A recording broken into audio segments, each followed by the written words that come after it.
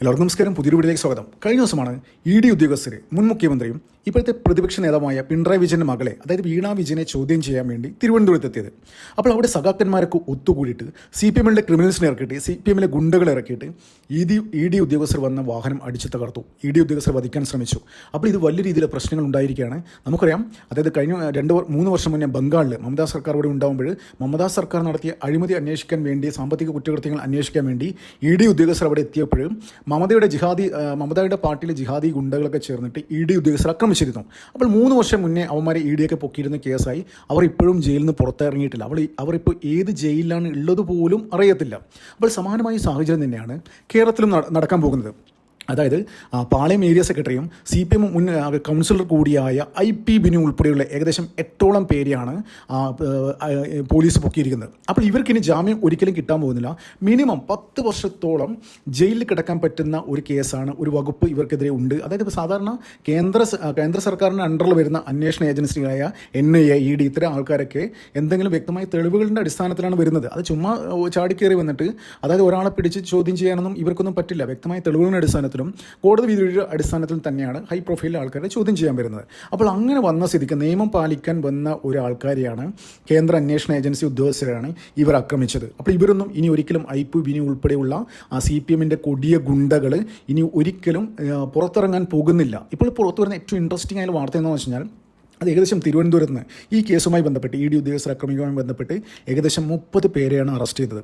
കഴിഞ്ഞ ദിവസം തന്നെ 6 പേരെ അറസ്റ്റ് ചെയ്തു. അതായത് 24 പേരെയാണ് മുന്നേ അറസ്റ്റ് ചെയ്തത്. കഴിഞ്ഞ ദിവസം ചാല ഉണ്ണി, ഷാജു, വിജയ്, സിദ്ധാർത്ഥ്, നിശാന്ത്, ആറ്റുകാൽ ഉണ്ണികൃഷ്ണൻ, ഈ 6 പേരുൾപ്പെടെ ഇപ്പോൾ മൊത്തം ഏകദേശം 30 പേരെയാണ് ആക്രമിച്ചിരിക്കുന്നത്. അപ്പോൾ നിങ്ങൾ ആ വീഡിയോ കണ്ടാൽ മനസ്സിലാവും, കൊല്ലട ഈ പന്നികളെ എന്ന് പറഞ്ഞിട്ടാണ് അവരെ കാർ ആക്രമിക്കുന്നതും ആ കാർ അടിച്ച് തകർക്കുന്നതും അത്തരം കാര്യങ്ങളൊക്കെ. അപ്പോൾ 1-2 ഇ ഡി ഉദ്യോഗസ്ഥർക്ക് ഈ കാർ അടിച്ച് പൊട്ടിക്കുമ്പോൾ വലിയ ഇഷ്ടികയുടെ കല്ല് വെച്ചിട്ടാണ് അടിച്ച് തകർക്കുന്ന കാറിൻ്റെ ഗ്ലാസ്സുകളൊക്കെ, ആ വീഡിയോകളൊക്കെ സോഷ്യൽ മീഡിയയിലൊക്കെ എല്ലാം ഭയങ്കര സ്പ്രെഡായിട്ടുണ്ട്. അപ്പോൾ ഇവർക്കിനി ഒന്നും പറയാൻ പറ്റില്ല.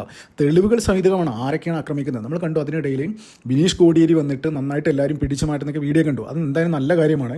ബിനീഷിനെ സംബന്ധിച്ചിടത്തോളം ബിനീഷിനെ അറിയാം, അതായത് കേരളത്തിലൊരു പരിഗണനയും കേരളത്തിന് പുറത്ത് പോയി ജയിലിൽ പോയി കിടന്നാൽ കിട്ടില്ല. അതായത് കേന്ദ്ര അന്വേഷണ ഏജൻസികൾ പിടിച്ചു കഴിഞ്ഞാൽ അവരുടെ ട്രീറ്റ്മെൻറ്റ് എത്രത്തോളം ആയിരിക്കുമെന്ന് ബിനീഷിന് നന്നായിട്ട് അറിയുന്നതുകൊണ്ടാണ് മാറട എന്നൊക്കെ പറഞ്ഞിട്ട് എല്ലാവരും പിടിച്ചു മാറ്റുന്ന ഒരു വീഡിയോ വലിയ രീതിയിൽ സോഷ്യൽ മീഡിയയിൽ വൈറലായിരുന്നു. അപ്പോൾ എന്തിനായാലും ഇപ്പോൾ പിടിച്ചിരിക്കുന്ന ഈ കേസിലെ 6ഓളം പ്രതികളാണ്. 1 തൊട്ട് 6 വരെയുള്ള പ്രതികൾക്ക് ഇനി അടുത്ത 10 വർഷത്തേക്ക് ജാമ്യം കിട്ടില്ല, ഒരു കാലത്തും പുറത്തിറങ്ങാൻ പറ്റില്ല എന്നുള്ള ഏറ്റവും പുതിയ, വളരെ സന്തോഷം നൽകുന്ന, കേരള ജനങ്ങൾക്ക് സന്തോഷം നൽകുന്ന ഒരു വാർത്ത തന്നെയാണ് പുറത്തു വന്നുകൊണ്ടിരിക്കുന്നത്. അപ്പോൾ ഇതുമായി ബന്ധപ്പെട്ട് ഈ പിടിച്ച 6 വരെ IP ബിനു ഉൾപ്പെടെയുള്ള ആൾക്കാരൊക്കെ ഉത്തർപ്രദേശിൽ ജയിലിലേക്ക് മാറ്റാൻ പോകുന്നു എന്നുള്ളൊരു വാർത്തയും വരുന്നുണ്ട്. അപ്പോൾ ഇത് ദേശീയ മാധ്യമമാണ് റിപ്പോർട്ട് ചെയ്തത്. അത് എന്തുകൊണ്ടാണ് ഇങ്ങനത്തെ ഒരു വാർത്ത പുറത്തു വന്നതെന്ന് വെച്ചാൽ, അതായത് ഞാൻ നേരത്തെ പറഞ്ഞില്ലേ, 2023 ഇ ഡി ഉദ്യോഗസ്ഥരെ, ബംഗാൾ മമതാ സർക്കാരിന് അഴിമതി അന്വേഷിക്കാൻ വന്ന ഇ ഡി ഉദ്യോഗസ്ഥരെ അവിടുത്തെ തൃണമൂലിൻ്റെ ഗുണ്ടകൾ ഇറക്കിയിട്ട്, തൃണമൂലിൻ്റെ നേതാക്കന്മാരെ, ജിഹാദി ഗുണ്ടകളൊക്കെ വലിയ രീതിയിൽ പ്രശ്നങ്ങൾ ഉണ്ടാക്കിയിരുന്നു. അവരെ ആക്രമിക്കുക, അവരെ വധിക്കാൻ ശ്രമിക്കുക, അവരെ കയ്യേറ്റം ചെയ്യുക, അത്തരം കാര്യങ്ങളൊക്കെ അവർ ചെയ്തിരുന്നു. അപ്പോൾ അതിൻ്റെ ഫലമായിട്ട് ഇപ്പോഴും ജയിലിൽ കിടന്നുകൊണ്ടിരിക്കുക. അവരൊക്കെ ഇപ്പോഴും ഉത്തർപ്രദേശ് ജയിലിലാണുള്ളത്, ലക്നൗ ജയിലിലാണുള്ളത്. അപ്പോൾ ലക്നൗ ജയിലിനെ സംബന്ധിച്ചിടത്തോളം ഏറ്റവും വളരെ ഇൻട്രസ്റ്റിംഗ് ആയ വാർത്ത എന്ന് വെച്ച് കഴിഞ്ഞാൽ, വലിയ രീതിയിൽ കുറ്റവാളികൾ മാത്രമേ, അതായത് രാജ്യത്തിനെതിരെ, നമ്മുടെ രാജ്യത്തിനെതിരെയും സൈന്യത്തിനെതിരെയും കേന്ദ്ര സേനയ്ക്കെതിരെയും കേന്ദ്ര അന്വേഷണ ഏജൻസികൾക്കെതിരെയും അത്തരം ഉദ്യോഗസ്ഥരെ ആക്രമിക്കുന്ന ആൾക്കാർക്ക് നല്ല രീതിയിൽ ട്രീറ്റ്മെൻറ്റ് കൊടുക്കുന്ന ഒരു സ്ഥലമാണ് ലക്നൗ ജയിൽ. അപ്പോൾ നമുക്കറിയാം, മുമ്പ് ആത്തിഖ് അഹമ്മദിനെ പോലെയുള്ള വലിയ ക്രിമിനലുകൾ പാർപ്പിച്ച ജയിലാണ് ഉത്തർപ്രദേശിലെ ലക്നൗ ജയിൽ.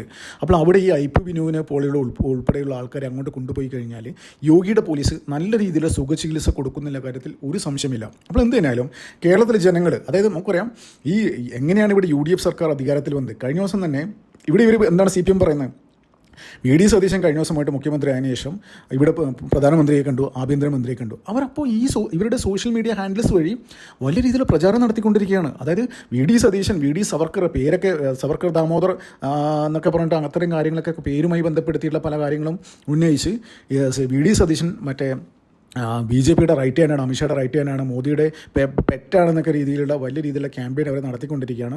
അപ്പോൾ സതീശൻ മോദിയെ കണ്ടതിന് പിറ്റേന്നാണ് ഇവിടെ വലിയ രീതിയിൽ ED റെയ്ഡ് നടന്നത്. അപ്പോൾ ഇവരുടെ സഖാക്കന്മാരും പഴയ മന്ത്രിമാരൊക്കെ വന്നിട്ട് പറയാണ്, അതായത് VD സതീശൻ നരേന്ദ്രമോദിയോട് പറഞ്ഞു പിണറായി വിജയനെയും മകളെയൊക്കെ റെയ്ഡ് ചെയ്ത് അവരെ ചോദ്യം ചെയ്ത് ഇങ്ങനെ തുറങ്കിലടക്കണം എന്നൊക്കെ.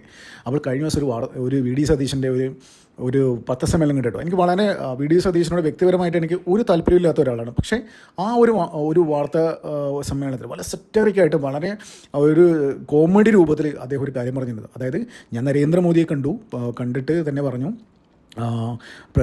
മോദിജി അടുത്ത ദിവസം തന്നെ പിണറായി വിജയനെയും മകളേക്ക് ED ഉപയോഗിച്ച് റെയ്ഡ് ചെയ്യണം, ഏകദേശം 12ഓളം തവണ ചോദ്യം ചെയ്യണം, 12ഓളം കേന്ദ്രങ്ങൾ റെയ്ഡ് ചെയ്യണം, അത്തരം കാര്യങ്ങളൊക്കെ പറഞ്ഞപ്പോഴും നരേന്ദ്രമോദി അപ്പുറം തന്നെ ഫോൺ ചെയ്ത് EDയെ വിളിച്ചിട്ട് പറഞ്ഞു, സതീശൻ മുഖ്യമന്ത്രിയായിട്ട് ആദ്യമായിട്ട് വന്നിട്ട് പറയുന്നൊരു കാര്യമില്ല, അതൊന്ന് സാധിച്ചു കൊടുത്തേക്ക് എന്ന് EDയോട് പറയുന്നത് എൻ്റെ മുന്നിൽ വെച്ചിട്ടാണ് പറഞ്ഞതെന്ന് സതീശൻ തമാശ രൂപേണ പറഞ്ഞിരുന്നു.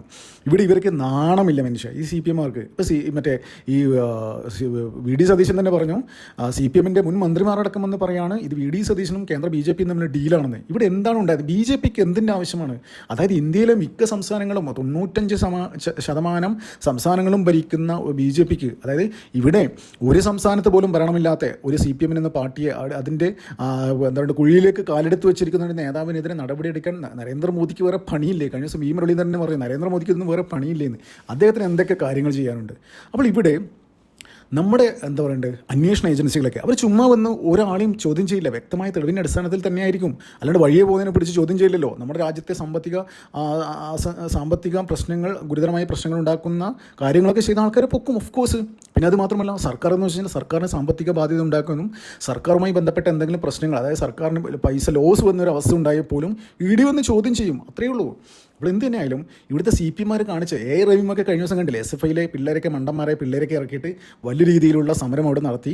അപ്പോൾ സമരത്തിന് വന്ന പിള്ളേരൊക്കെ അടിച്ച് അവർ ഹോസ്പിറ്റലും അവരൊക്കെ എന്ന് പറയുന്നത് അവരുടെ അച്ഛനമ്മമാരൊക്കെ നിലവിളിക്കുകയാണ്, എൻ്റെ മക്കളെവിടെ പെരുന്നാൾ ആഘോഷിക്കാൻ പിള്ളേരില്ല എന്നൊക്കെ പറഞ്ഞിട്ട്, മക്കൾ വീട്ടിലില്ല എന്നൊക്കെ പറഞ്ഞിട്ട് പിള്ളേരുടെ പാരൻസൊക്കെ കരഞ്ഞ് നിലവിളിക്കുകയാണ്. അപ്പോൾ ആ സമയത്താണ് ഈ ഡബിൾ എയർ ഹൈവിനെ പോലെയില്ല, അതായത് ഇവരെ സമര മുഖത്തേക്ക് തള്ളിവിട്ട് അടി വാങ്ങിച്ചു കൊടുത്ത് അടി തുടങ്ങുമ്പോൾ രക്ഷപ്പെട്ട് വീണ്ടും അടി കഴിയുമ്പോൾ തിരിച്ചു വന്ന എയറേജിനെ പോലത്തെ ആൾക്കാരൊക്കെ പെരുന്നാൾ സമയത്ത് സ്റ്റാറ്റസ് ഇട്ടിരിക്കുകയാണ്, അതായത് ഹാപ്പി പെരുന്നാൾ എന്നൊക്കെ പറഞ്ഞിട്ട് സ്വന്തം ഭാര്യയായിട്ടും പിള്ളേരൊക്കെ ആയിട്ട്. പക്ഷേ അടികൊണ്ട പിള്ളേരുടെ വീട്ടിലെ ബാപ്പമാരും അവരൊക്കെ കരഞ്ഞ് കണ്ണീരി പെരുന്നാൾ ആഘോഷിക്കാൻ എൻ്റെ മക്കളെ വീട്ടിലില്ല എന്ന് കരയുന്ന ഉപ്പമാരുള്ള നാടായി മാറി കേരളം.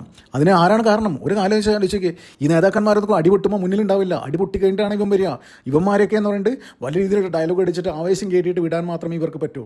അപ്പോൾ അതേമാതിരി തന്നെയാണ് IP ബിനു പോലെയുള്ള കൊടും ക്രിമിനലുകൾ. അതായത് ശരിക്കും ഇവനൊക്കെ ഉണ്ടല്ലോ, ഉത്തർപ്രദേശിലാണെങ്കിൽ യോഗി സർക്കാർ ഇവനൊക്കെ വെടിവെച്ച് കൊന്നിട്ടുണ്ടാവും, ഒരു സംശയമില്ല. അപ്പോൾ എന്തിനാലും ഇവന്മാരൊന്നും അടുത്ത 10 വർഷത്തേക്ക് ജയിലിൽ നിന്ന് പുറത്തിറക്കാൻ പോകുന്നില്ല, ജാമ്യം കിട്ടുന്നില്ല. പിന്നെ ഏറ്റവും സന്തോഷം നൽകുന്ന ഒരു വാർത്ത എന്ന് വെച്ചാൽ ഇവന്മാരൊക്കെ കൊണ്ടുപോകുന്നത് ഉത്തർപ്രദേശിലെ ലക്നൗ ജയിലിലാണ്. അവിടെ ഇത്തരത്തിലെ കേസുകളുമായി ബന്ധപ്പെട്ട് വരുന്ന ക്രിമിനൽസിനൊക്കെ നല്ല രീതിയിലുള്ള സുഖചികിത്സ കൊടുക്കാൻ അറിയുന്ന പിള്ളേരുണ്ട് ഈ ലക്നൗ ജയിലിൽ. ഞാൻ വായിച്ചതെന്ന് വെച്ചാൽ ഒരു ദേശീയ മാധ്യമത്തിൽ വന്ന ഒരു ലേഖനത്തിൽ ഞാൻ വായിച്ചതാണ്, യോഗി സർക്കാർ 2017 അധികാരത്തിൽ വന്നതിന് ശേഷം വലിയ രീതിയിൽ അവിടുത്തെ ക്രിമിനൽസിനൊക്കെ ട്രീറ്റ് ചെയ്യാൻ വേണ്ടിയിട്ട് നല്ല ഡൈനാമിക് ആയിട്ടുള്ള 30 വയസ്സിന് താഴെയുള്ള പിള്ളേരെയാണ് അവിടെ അപ്പോയിൻറ്റ് ചെയ്തിരിക്കുന്നത് പല മേഖലയിലും. അപ്പോൾ ജയിലായ പോലും ഇത്തരം ആൾക്കാർക്ക് സുഖചികിത്സ കൊടുക്കാൻ വേണ്ടിയിട്ട് നല്ല 30 വയസ്സ് താഴെയിലെ നല്ല പിള്ളേരെ, നല്ല ഹിന്ദി സിനിമയിലും ഹോളിവുഡ് സിനിമയെ കാണുന്ന അത്രയും ലുക്കിലെ പിള്ളേരെ അവരുടെ അപ്പോയിൻറ്റ് ചെയ്തിട്ടുണ്ട്. ഇവർക്ക് നല്ല രീതിയിൽ സുഖചികിത്സ കൊടുക്കുന്ന കാര്യത്തിൽ ഒരു സംശയമില്ല. കേരളത്തിലെ ജനങ്ങൾ, അതായത് നമ്മുടെ നാടിനെ സ്നേഹിക്കുന്ന ജനങ്ങളും ആഗ്രഹിക്കുന്ന അതാണ്. ഇത്തരം ക്രിമിനൽസിനെയൊക്കെ ഉണ്ടല്ലോ ഉത്തർപ്രദേശിൽ യോഗി എങ്ങനെയാണ് ട്രീറ്റ് ചെയ്തത്, അവർ അതുമാതിരി ഇവിടെ ട്രീറ്റ് ചെയ്യണമെന്നാണ് എല്ലാവരും പറഞ്ഞിരിക്കുന്നത്. അപ്പോൾ ഇത് വലിയൊരു ന്യൂസാണ്, നല്ല മലയാളികൾക്ക് സന്തോഷം നൽകുന്നൊരു വാർത്തയാണ്. അപ്പോൾ ഇവന്മാരൊന്നും ഇനി ഒരു കാലത്തും പുറത്തിറങ്ങരുത്. ഇത് ബാക്കിയുള്ള സഖാക്കന്മാർക്ക് ഒരു പാഠമാണ്. നന്ദി, നമസ്കാരം. മറ്റൊരു വീഡിയോ കാണാം.